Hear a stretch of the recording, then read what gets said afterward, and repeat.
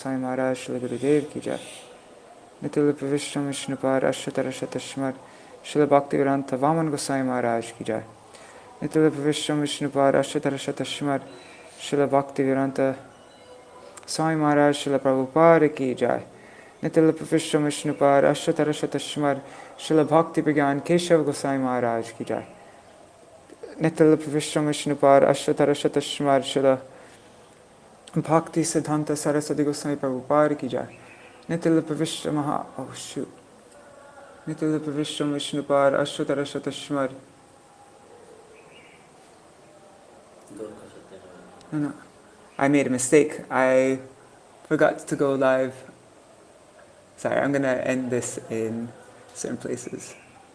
Nitil Vishnu Mahabhagavat Shila Goksharas Babaji Maharaj ki jai. Nitil Vishnu Shila Satchidananda Bhaktivinoda Thakur ki jai. Nitil Vishnu Vaishnava Sarvabhauma Shila Jagannath Das Babaji Maharaj ki jai. Shri Rupano Gauriya Guru Varga ki jai. Shri Rup Sanatan Bhatta Raghunath Shri Jeev Gopal Patadash Raghunath Shar Gosai Prabhu ki jai. Shri Sarup Damodar Rai Ramanandari Shri Gopal Shada Vrinda ki jai. Nama Chai Shila Hairas Thakur ki jai.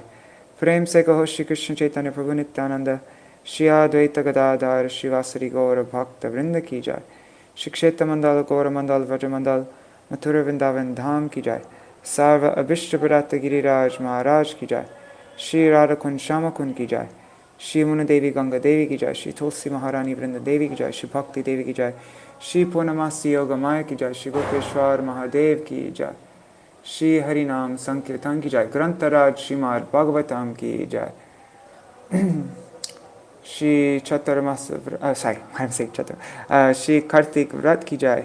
Shri उर्ज व्रत की जाय। उर्जेश्वरी श्रीमती विश्वभानुनंदिनी श्रीमती राधा ठाकुरानी की जाय। श्री हरि नाम संकीर्तन की जाय। अनंत कोटि वैष्णव वृंद की जाय। समागत गौर भक्त वृंद की जाय। श्री निताय गौर प्रेमानंदे हरि हरि बोल।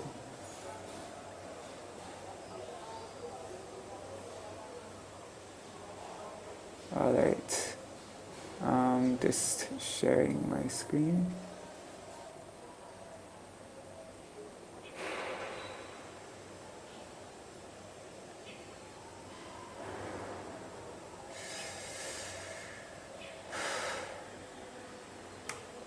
Om Jnanatimirandasya Jnananjana Shalakaya Chakshurun Militam Yena Tasmai Shri Guruve Namaha. Namo Vishnu Padaya Radhikaya Priyatmane Shri Śrīmad Bhakti Vedanta Narayaniti Namine. Namo Om Vishnu Padaya Krishna Prishtaya Bhutale Śrīmate Bhakti Vedanta Swaminiti Namine. Vanchakalpatarubhyascha kripa sindhubhya eva cha patitanam pavanebhyo vaishnavebhyo namo namaha. Namo mahavadanyaya Krishna prema pradayate Krishnaya Krishna chaitanya namne gauratishe namaha. Guruve gaurachandraya radhikaya tadalaya Krishnaya Krishna bhaktaya Tada Bhaktaya Namo Namaha. Yam Pravajantam Anupetam Apeta Krityam Daipaya no Virahakatara Ajuhavo Putreti Tanmayataya Taravo Binedus Tam Sarva Bhuta Hridaya Munimanatosmi. Narayanam Namaskritya Naram Chaiva Narottamam Devim Saraswatim Vyasam Tato Jayam Udirayet. Shinvatang Swakata Krishna Punya Shavana Kirtana Hridantasto Hyabadrani Vidhunoti Suritsatam Nashta Prayeshvavadreshu Nityam Bhagavata Sevaya Bhagavatuttama Shloke Bhaktir Bhavati Naishtaki. Tavai Vasmi Na Jivami Tvaya Vina Iti Vigyaya Radhe Tvam Nayamam Charanantikam Bhaktya Vihina Aparada Lakshay Kshiptashtaka Maditarangamadhe Kripa Maitam Sharanam Prapanna Vrinde Namaste Charana Ravindam Bhaja Shri Krishna Chaitanya Prabhu Nityananda Shri Advaita Gadadhar Shivasari Gaur Bhakta Vrinda Hare Krishna Krishna Krishna Hare Hare Hare Rama Rama Rama Hare Hare.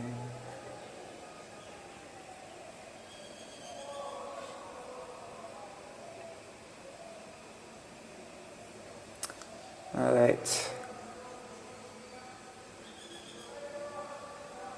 So now we are going to, I'm just sharing this screen here.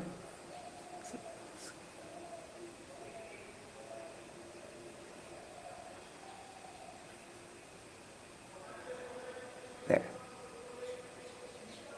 Okay, so let's do a little recap of yesterday. We're going to just read the translations of the first 8 verses, and then I'm putting in this view. Shri Shukadev Goswami said, "O king, unless one is influenced by the energy of the Supreme Personality of Godhead, there is no meaning to the relationship of the pure soul and pure consciousness with the material body. That relationship is just like a dreamer seeing his own body working."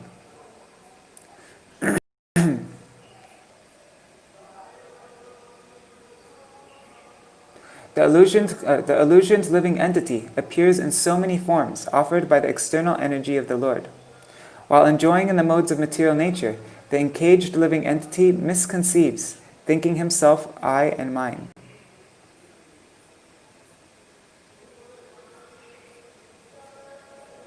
As soon as the living entity becomes situated in his constitutional glory and begins to enjoy the transcendence beyond time and material energy, he at once gives up the 2 misconceptions of life, I and mine, and thus becomes fully manifested as the pure self.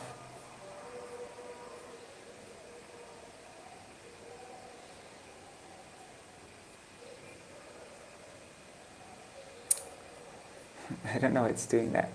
O king, the personality of Godhead, being very much pleased with Lord Brahma because of his non-deceptive penance and bhakti yoga, presented his eternal and transcendental form before Brahma. And that is the objective goal for purifying the conditioned soul. Hey, it rhymes. That's the objective goal for purifying the conditioned soul. Okay. I don't know why it's going black like that. It's so annoying. Okay.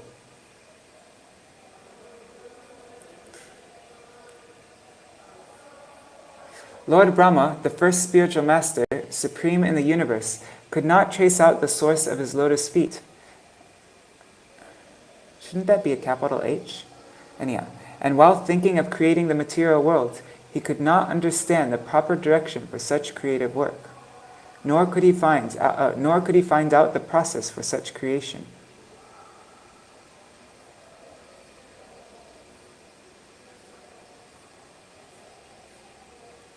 While thus engaged in thinking in the water, Brahmaji heard twice from nearby 2 syllables joined together.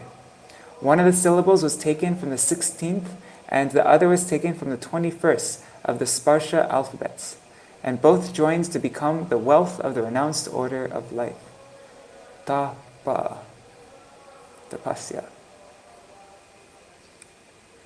Do penance. When he heard the sound, he tried to find the speaker, searching on all sides.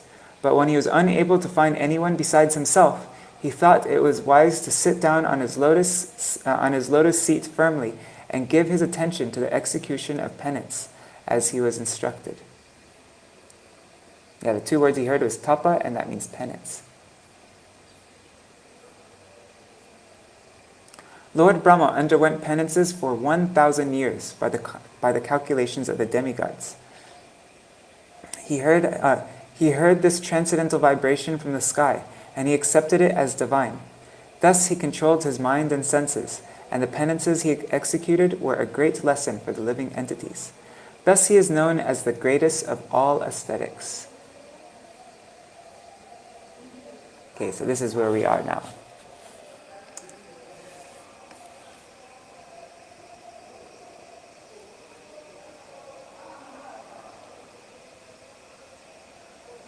That's so strange. I thought I ended the... Anyhow, doesn't matter. Tasmai Swaloko. Okay, and so today we're going to be reading about Lord Brahma's darshan of Vaikuṇṭha. Verses 9 to 10, the Lord shows Vaikuṇṭha. 11 to 12 is the inhabitants of Vaikuṇṭha. 13 to 17 is the beauty and activities of the Lord. Oops. And, So the verses 13 through 17 are the beauty and activities of the Lord, Lakshmi Devi and other residents. And verse 18 is Brahma's joy and ecstasy. And then tomorrow we'll read about when the Lord becomes pleased, the Lord invites Brahma to ask benedictions. And then there's questions by Brahma. And then finally the Lord speaks the Chatushloki, concludes and disappears. The 4 seed verses of Śrīmad-Bhāgavatam. I didn't know that was this chapter. That's cool. All right. Tasmai Swalokam Bhagavan Sabhajita Sandarshayamasa Param Nayat Param Vyapeta Sanklesha Vimoha Sadvasam Swadrishtavarvir Purushar Abhishtutam.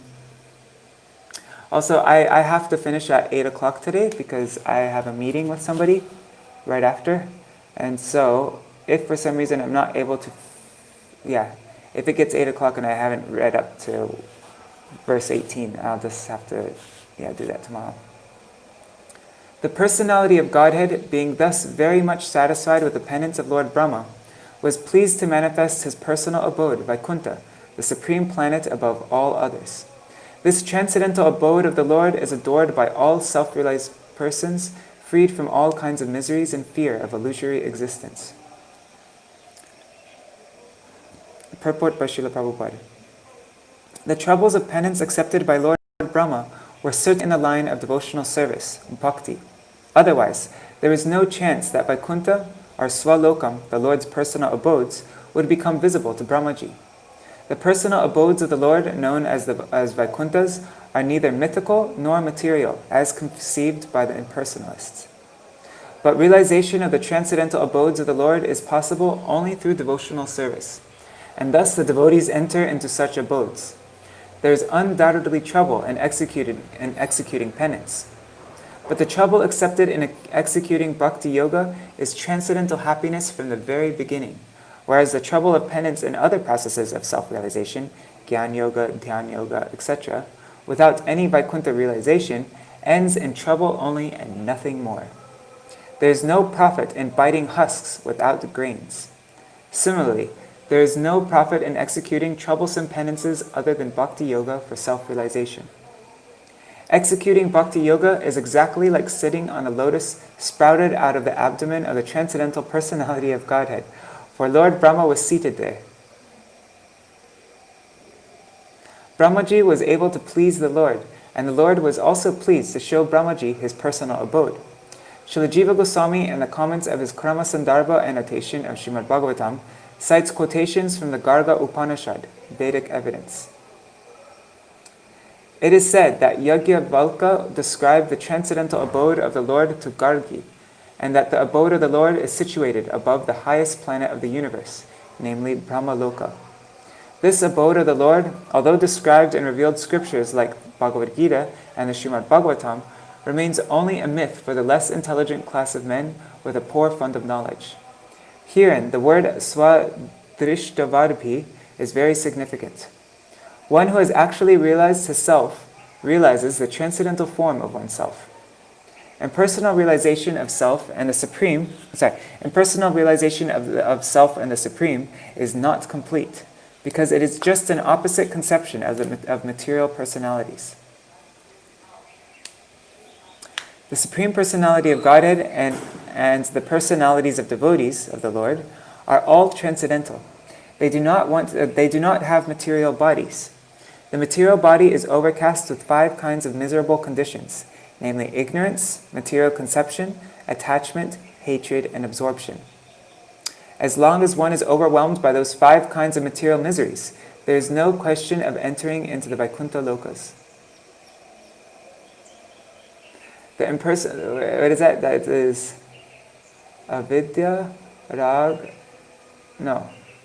Avidya, asmita, rag, dvesh, and abhinivesh.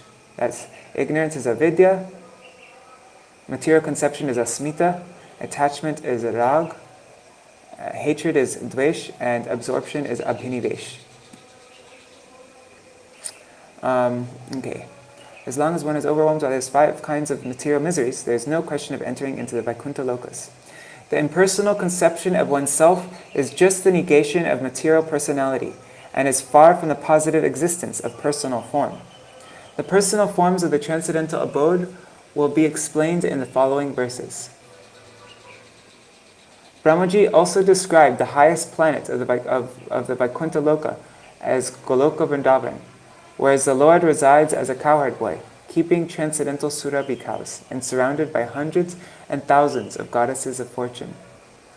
Chintamani prakara sarma sukalpa viksha laksha vriteshu surabhira vipalayantim Lakshmi sahasra shata samprama sevamanam govindamadi purusham tamaham bhajami. Brahma Samhita 5.29.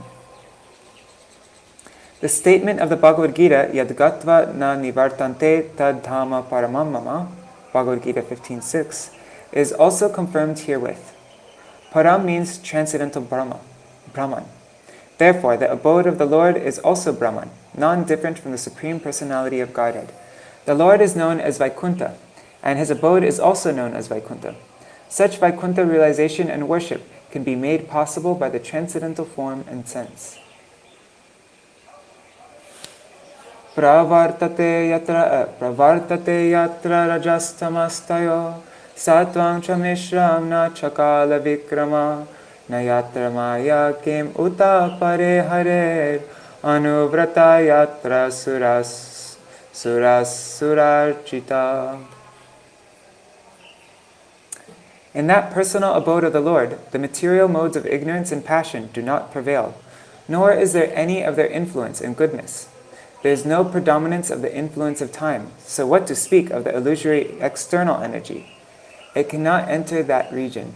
Without discrimination, both the demigods and the demons worship the Lord as devotees. Purports. The kingdom of God, or the atmosphere of the Vaikuṇṭha nature, which is called Tripada Vibhuti, is 3 times bigger than the material universes, and is described here as also in the Bhagavad Gita in a nutshell. This universe, containing billions of stars and planets, is one of the billions of such universes clustered together within the compass of the Mahat Tattva. And all these millions and billions of universes combined together constitute only 1/4 of the magnitude of the whole creation of the Lord. There is the spiritual sky also. Beyond this sky are the spiritual planets under the names of Vaikuṇṭha, and all of them constitute 3/4 of the entire creation of the Lord. God's creations are always innumerable. Even the leaves of a tree cannot be counted by a man, nor can the hairs on his head.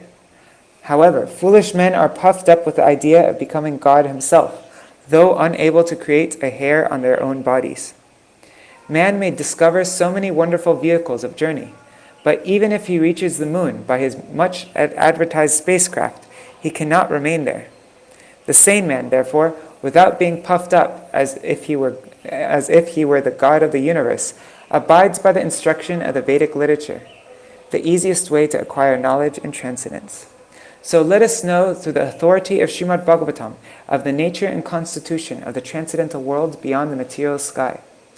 In that sky, the material qualities, especially the modes of ignorance and passion, are completely absent. The mode of ignorance influences a living entity to the habit of lust and hankering, and this means that in the Vaikuṇṭha lokas, the living entities are free from these 2 things, lust and hankering. As confirmed in the Bhagavad Gita, in the Brahmā Śrīmad-Bhāgavatam 4:30-20 stage of life, one becomes free from hankering and lamentation. Therefore, the conclusion is that the inhabitants of the Vaikuṇṭha planets are all Brahmā. They're all Brahmā living entities, as distinguished from the mundane creatures who are all compact in hankering and lamentation. When one is not in the modes of ignorance and passion, one is supposed to be situated in the mode of goodness in the material world. Goodness in the material world also at times becomes contaminated by touches of modes of passion and ignorance. In the Vaikuṇṭha Loka, it is unalloyed goodness only. The whole situation there is one of freedom from the illusory manifestation of the external energy. Although illusory energy is also part and parcel of the Supreme Lord, illusory energy is differentiated from the Lord. The illusory energy is not, however, false, as claimed by the monist philosophers. The rope accepted as a snake may be an illusion to a particular person, but the rope is a fact, and the snake is also a fact. The illusion of water on the hot desert may be illusion for the ignorant animals searching for water in the desert, but the desert and water are actual facts. Therefore, the material creation of the Lord may be an illusion to the non-devotee, but to a devotee, even the material creation of the Lord is a fact, as the manifestation of his external energy. But this energy of the Lord is not all. The Lord has his internal energy also, which has another creation known to be the Vaikuṇṭha Lokas, where there is no ignorance, no passion, no illusion, and no past and present. With a poor fund of knowledge, one may be unable to understand the existence of such things as the Vaikuṇṭha atmosphere, but that does not nullify its existence. That spacecraft cannot reach these planets. Does not mean that there are no such planets, for they are described in the revealed scriptures. As quoted by Srila Jiva Goswami, we can know from the Narad Pancharatra that the transcendental world, or Vaikuṇṭha atmosphere, is enriched with transcendental qualities. These transcendental qualities, as revealed through the devotional service of the Lord, are distinct from the mundane qualities of ignorance, passion, and goodness. Such qualities are not attainable by the non-devotee class of men. In the Padma Puran, Uttarkanda, it is stated that beyond the 1/4 part of God's creation is a 3/4 manifestation. The marginal line between the material manifestation and the spiritual manifestation is the Viraja river, and beyond the Viraja, which is a transcendental current flowing from the perspiration of the body of the Lord, there is the 3/4 manifestation of God's creation. This part is eternal, everlasting, without deterioration, and unlimited, and it contains the highest perfectional stage of living conditions. On the Sankhya Kaumudi, it is stated that unalloyed goodness or transcendence is just opposite to the material modes. All living entities there are eternally associated without any break, and the Lord is the chief and prime entity. In the Agama Puranas also, the transcendental abode is described as follows. The associated members there are free to go everywhere within the creation of the Lord, and there is no limit to such creation, particularly in the region of the 3/4 magnitude. Since the nature of that region is unlimited, there is no history of such association, nor is there end of it. The conclusion may be drawn that because of the complete absence of the mundane qualities of ignorance and passion, there is no question of creation nor of annihilation. In the material world, everything is created and everything is annihilated, and the duration of life between the creation and annihilation is temporary. In the transcendental realm, there is no creation and no destruction, and thus the duration of life is eternal unlimitedly. In other words, everything in the transcendental world is everlasting, full of knowledge and bliss, without deterioration. Since there is no deterioration, there is no past, present, and future in the estimation of time. It is clearly stated in this verse that the influence of time is conspicuous by its absence. The whole material existence is manifested by actions and reactions of elements, which makes the influence of time prominent in the matter of past, present, and future. There are no such actions and reactions of cause and effects there. So the cycle of birth, growth, existence, transformations, deterioration, and annihilation, the 6 material exchanges, are not existent there.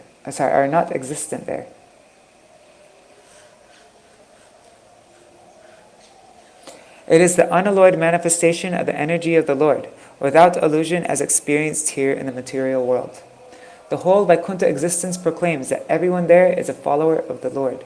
The Lord is the chief leader there, without any competition for leadership.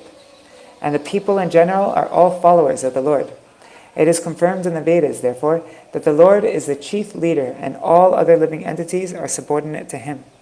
For only the Lord satisfies all the needs of all other living entities. Shamavadata Shatapatra Lochana Pishangavastra Surucha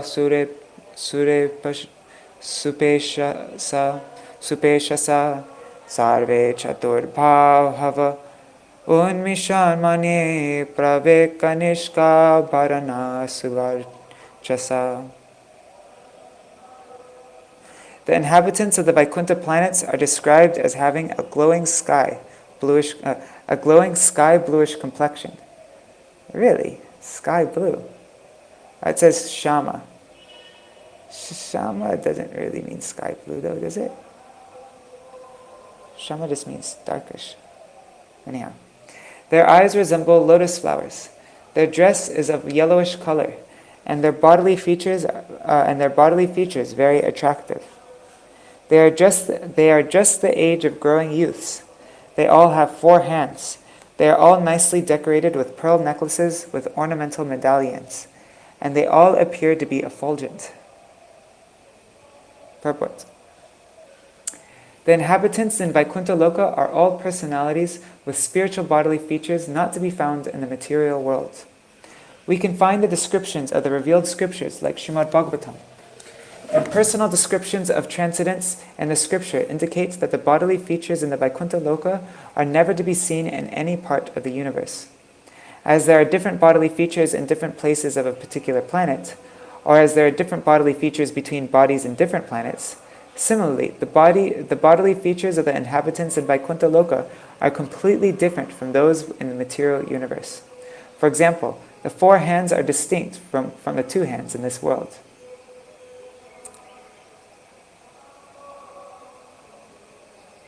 Pravala Vaidurya Mrinala Varchasha Parispurat Kundala Moli Malina. Some of them are effulgent like coral and diamonds in complexion and have garlands on their heads, blooming like lotus flowers, and some wear earrings.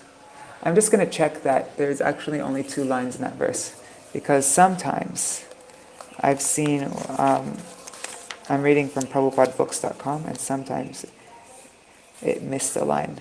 Okay, there are only 2 lines. Some of them are effulgent like coral and diamonds and in complexion and have garlands on their heads, blooming like lotus flowers, and some wear earrings. Purport. There are some inhabitants who have attained the liberation of sarupya, or possessing bodily features like those of the personality of Godhead. The Vaidurya diamond is especially meant for the personality of Godhead, but one who achieves the liberation of bodily equality with the Lord is especially favored with such diamonds on his body. Brajishnu virya parito virajate la sarvamana valibhir mahatmanam vidyottamana pramodattamadhyubhi Savidyurabhra valibhiryatanava. The Vaikuṇṭha planets are also surrounded by various airplanes, all glowing and brilliantly situated. These airplanes belong to the great Mahatmas, or devotees of the Lord. The ladies are as beautiful as lightning because of their celestial complexions, and all of these combined together appeared just like the sky decorated with both clouds and lightning. It's a really interesting description. It appears that in the Vaikuṇṭha planets there are also airplanes brilliantly glowing, and they are occupied by the great devotees of the Lord, with ladies of celestial beauty as brilliant as lightning. Viman, how do they say airplane?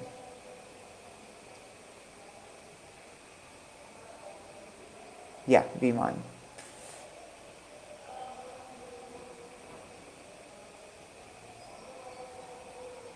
As there are airplanes, so there must be different types of carriages like airplanes. But they must not be driven machines, as we have experienced in this world. Because everything is of the same nature of eternity, bliss, and knowledge, the airplanes and carriages are of the same quality as Brahman. Although there is nothing except Brahman, one should not mistakenly think that there is only void and no variegatedness.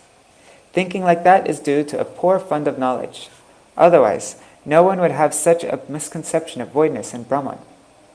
As there are airplanes, ladies, and gentlemen, so there must be cities and houses and everything else just suitable to the particular planets. One should not carry the ideas of imperfection from this world to the transcendental world, and not take into consideration the nature of the atmosphere as completely free from the influence of time, etc., as described previously. Shriryatra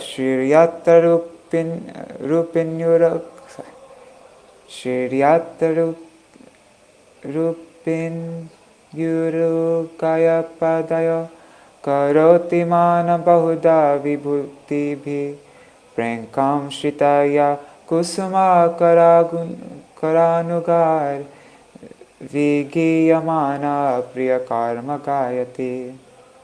The goddess of fortune in her transcendental form is engaged in the loving service of the Lord's lotus feet, and being moved by the black bees, followers of spring, she not only engaged in variegated pleasure service to the Lord, along with her constant companions, but is also engaged in singing the glories of the Lord's activities.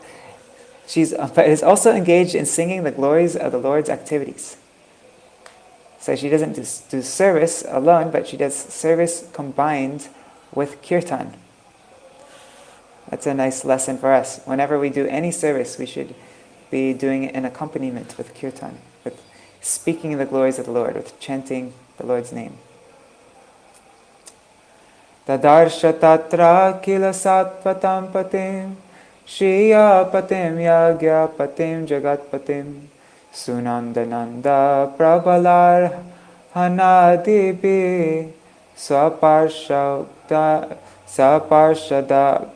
Krai Parisevitam Vibhum.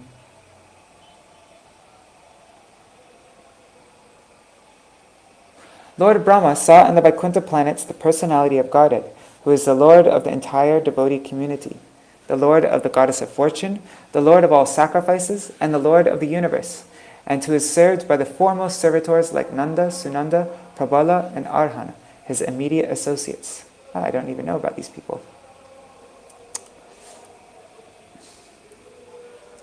When we speak of a king, it is naturally understood that the king is accompanied by his confidential associates, like a secretary, private secretary.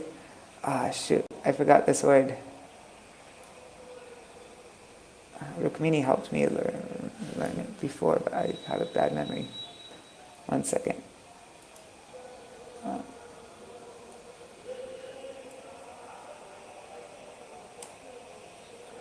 Anyhow, it doesn't matter. What?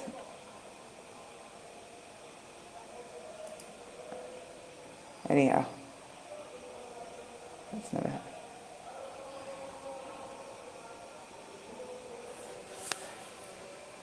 I don't know how you say that. Anyways, it's a fresh expression meaning literally helper in the military camp. It is a personal assistant or secretary to a person of high rank, usually a senior military, police, or government officer, or member of the royal family or a head of state. Okay, cool.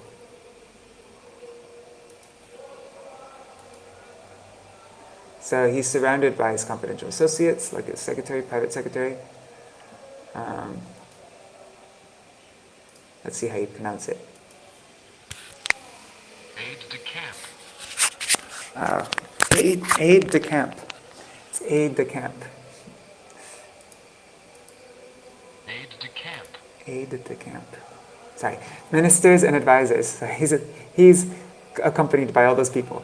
So when we see the Lord, we see him with his different energies, associates, confidential servitors, etc. So the Supreme Lord, who is the leader of all living entities, the Lord of all devotee sects, the Lord of all opulences, the Lord of sacrifices, and the enjoyer of everything in his entire creation, is not only the Supreme Person, but is always surrounded by his immediate associates, all engaged in their loving transcendental service to him. Bhritya prasada bimukam dirgasavam prasannaha saruna lochananam kiritinam kundalinim chaturbhujam pitam shukam vakshasilakshitam shriya. The personality of Godhead, seen leaning favorably towards his loving servitors, his very sight intoxicating and attractive, appeared to be very much satisfied. He had a smiling face decorated with an enchanting reddish hue. He was dressed in yellow robes and wore earrings and a helmet on his head. He had 4 hands, and his chest was marked with the lines of the goddess of fortune. In the Padma Puran Uttarkanda, there is a full description of the Yoga Pit, or the particular place where the Lord is in audience to his eternal devotees. In that Yoga Pit, the personifications of religion, knowledge, opulence, and renunciation are all seated at the lotus feet of the Lord. The 4 Vedas, namely Rik, Sama, Yajur, and Atharva, are present there personally to advise the Lord. The 16 energies, headed by Chanda, are all present there. Chanda and Kumuda are the first 2 doorkeepers. At the middle door are the doorkeepers named Bhadra and Subhadra. And at the last door are Ajay and Vijay. There are other doorkeepers also named Kumuda, Kumudaksha, Pundarik, Vaman, Shankukarna, Sarvanetra, Sumukha, etc. The Lord's palace is well decorated and protected by the above-mentioned doorkeepers.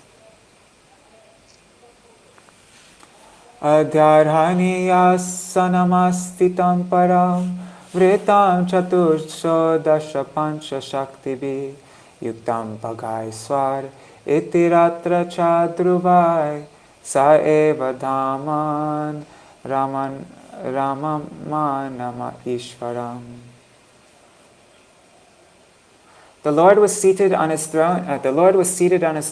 And was surrounded by different energies, like the 4, the 16, the 5, and the 6 natural opulences, along with other insignificant energies of the temporary character. But he was the factual Supreme Lord, enjoying his own abode.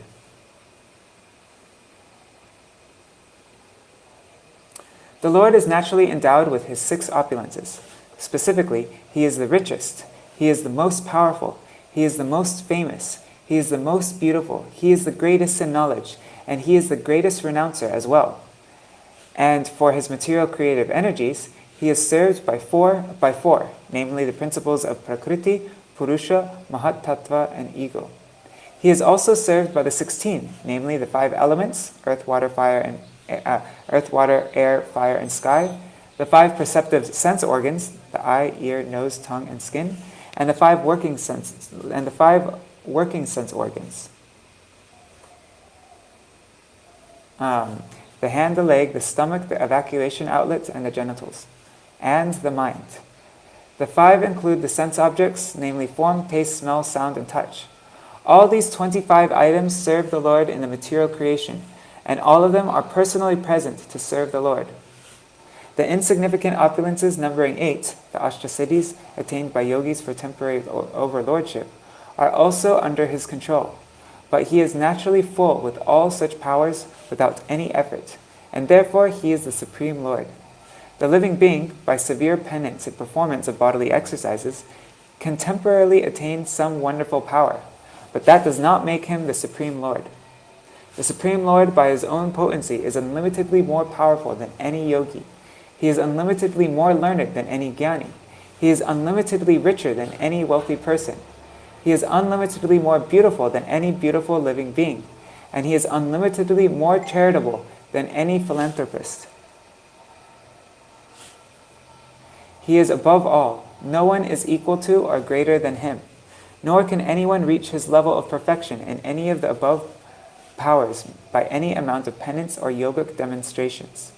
The yogis are dependent on his mercy. Out of his immensely charitable disposition, he can award some temporary powers to the yogis because of the yogis' hankering after them. But his unalloyed devotees who do not want anything from the Lord save and accept his transcendental service, the Lord is so pleased that he gives himself in exchange for unalloyed service. Okay, last verse. It's a bit of a long purport though. I'm not sure if I have time for that. Anyhow. The darśana hlada pariplutantaro rishatano prema bharashulochana nanamapadam bhuja asya vishvatsre yat paramahangsena patadikamyate. Lord Brahmā, thus seeing the personality of Godhead in his fullness, was overwhelmed with joy within his heart, and thus in full transcendental love and ecstasy, his eyes filled with tears of love. He thus bowed down before the Lord.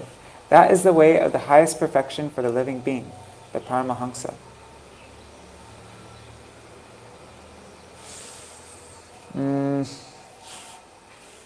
Kind of want to read this purport, but I'm supposed to be meeting with somebody really soon.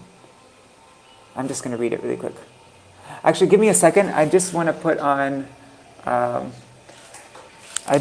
some hot water. Give me 1 minute. It will take me 1 minute.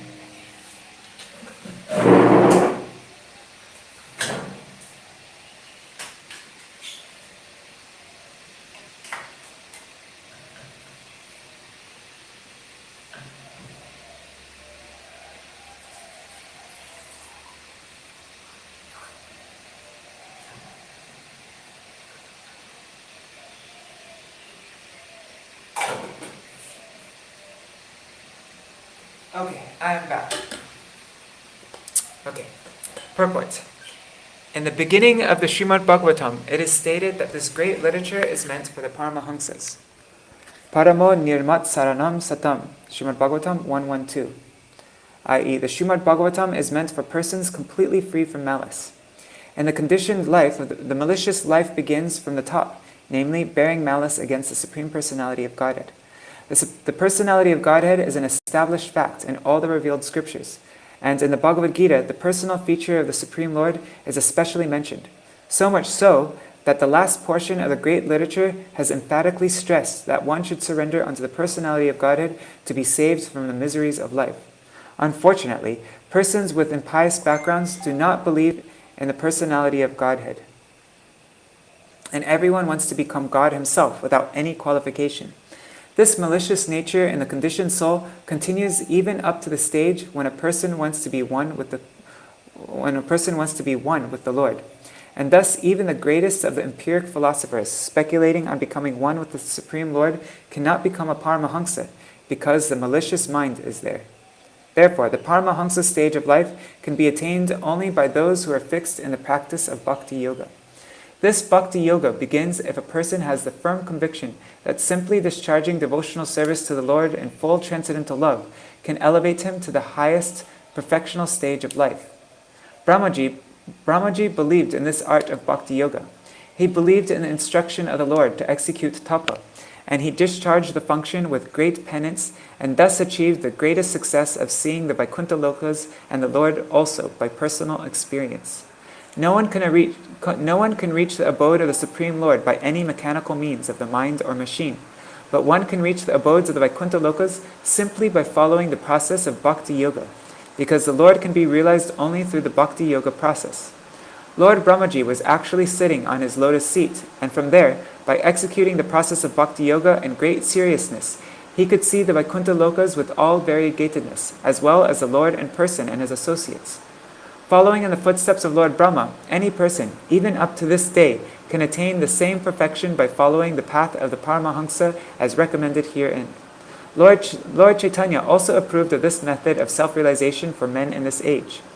One should first, with all conviction, believe in the personality of Godhead Sri Krishna, and without making efforts to realize him by speculative philosophy, one should prefer to hear about him from the Śrīmad-Bhāgavad Gita and later from the text of the Śrīmad-Bhāgavatam.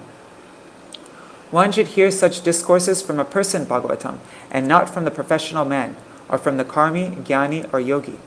That is the secret of learning the science. One does not need to be in the renounced order of life. He can remain in his present condition of life, but he must search out the association of a bona fide devotee of the Lord and hear from him the transcendental message of the Lord with faith and conviction. That is the path of the Paramahamsa recommended herein. Amongst various holy names of the Lord, he is also called Ajita, or one who can never be conquered by anyone else. Yet he can be conquered by the Paramahamsa path, as practically realized and shown by the great spiritual master, Lord Brahma. Lord Brahma has personally recommended this Paramahamsa Pantha in his own words as follows. Jnane prayasa modupasya namanta eva jivanti sanmukaritan bhavadiya vartan stane stita shrutigatam tanuvam manogir ye prayasho jita jito pyasi trilokyam. Lord Brahma said, O my Lord Krishna, a devotee who abandons the path of empiric philosophical speculation aimed at merging in the existence of the Supreme and engages himself in hearing your glories and activities from a bona fide sadhu, or saint, and who lives an honest life in the occupational engagement of his social life, can conquer your sympathy and mercy, even though you are ajita, or unconquerable. Śrīmad-Bhāgavatam 10.14.3. That is the path of the Paramahamsas, which is personally followed by Lord Brahma, and later recommended by him for attaining perfect success in life. Alright, so I'm ending here. Tomorrow we will read about the Lord shakes hands with Brahma and offers a benediction, and the importance and ultimate benediction of penance, and Brahma's response. Okay, I'm just going to do, because I'm supposed to be meeting with somebody right now, so I'm just a couple Mahamantras and quick Jai Devani. Hare Krishna, Krishna Krishna, Hare Hare, Hare Rama, Rama Rama, Hare Hare, Hare Krishna, Krishna Krishna, Hare Hare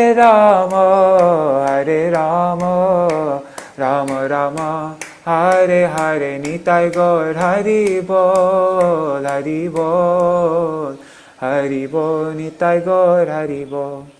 Jai Shri Sachinandan Gaur Hari ki Jai, Shri Shri Radha Vinod Bihari Ju ki Jai, Shri Shri Radha Damodar Ju ki Jai, Shri Gurudev ki Jai, Shri Param Gurudev ki Jai, Shri Prabhupada ki Jai, Shri Rupanu Gauriya Guru Varga ki Jai, Grantharaj Śrīmad-Bhāgavatam ki Jai, Shri Harinam Sankirtan ki Jai, Tulsi Maharani Vrindadevi ki Jai, Giriraj Maharaj ki Jai, Shri Kartik Vrat ki Jai, Kartiki Shrimati Radhika ki Jai, Shri Harinam Sankirtan ki Jai, Anantakoti Vaishnava Vrinda ki Jai, Samagata Gaur Bhakta Vrinda ki Jai, Shinitai Gaur Premanande Hari Hari Bo. Vrindai Tulsi Devai Priyai Keshvashacha Krishna Bhakti Pradadevi Satyavataya Namo Namaha Vancha Kalpatarubhyashta Kripa Sindhubhyaya Vacha Patitanam Pavanebhyo Vaishnavebhyo Namo Namaha. Dandava pranams. Okay, Hari Bo. And doing this.